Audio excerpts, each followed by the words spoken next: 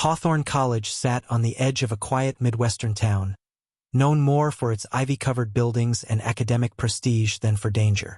It was the kind of campus where students walked at midnight without fear, where professors stayed late grading papers, and where tragedy felt impossibly distant. Until the night Professor Elena Ward, 38, was murdered in her office. Elena wasn't just admired, she was respected. A specialist in behavioral psychology, she was known for challenging her students, pushing them to confront uncomfortable truths, and mentoring those who struggled. Her intellect was sharp, but her compassion sharper. So when a janitor found her collapsed across her desk shortly after 1 a.m., lifeless and struck violently, the news spread across campus like wildfire. Classes were suspended. Students gathered in crowds of disbelief. And inside the administration building, behind locked doors, panic began to rise. Detectives focused almost immediately on one of her students. Liam Brooks, 21. Brilliant but volatile. Top of her class but known for emotional instability. 2 students reported hearing raised voices from Elena's office earlier that evening, Liam's voice among them.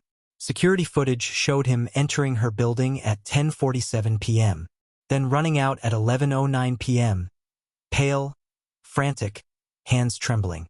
Inside her office, investigators found Liam's notebook on the floor, pages torn, and a shattered mug nearby with his fingerprints. To the department and the community, it looked like a student-teacher conflict turned deadly. But something in the scene bothered Detective Mara Bell, a seasoned investigator with a reputation for spotting the detail everyone else misses. The struggle looked staged. The chaos looked intentional.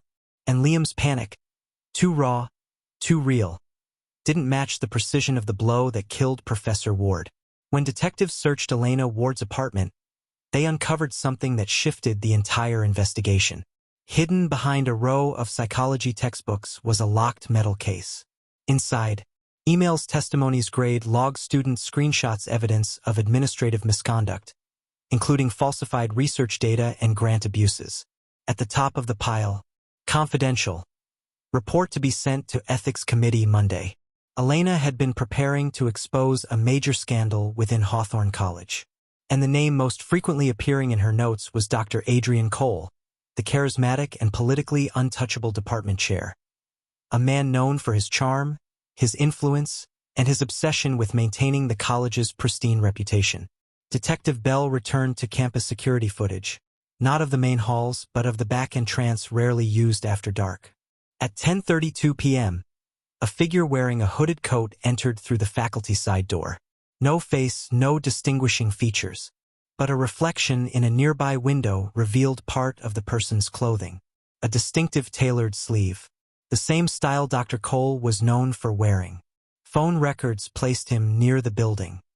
His keycard had been used earlier, though he claimed to be at home grading papers. And when investigators examined Elena's case closely, they discovered timestamps showing she had confronted Adrian Cole about the misconduct the day before her murder. The breakthrough came when forensic techs identified microscopic fibers on Elena's blazer, fibers matching the fabric of Cole's coat. Faced with evidence, Dr. Adrian Cole finally broke.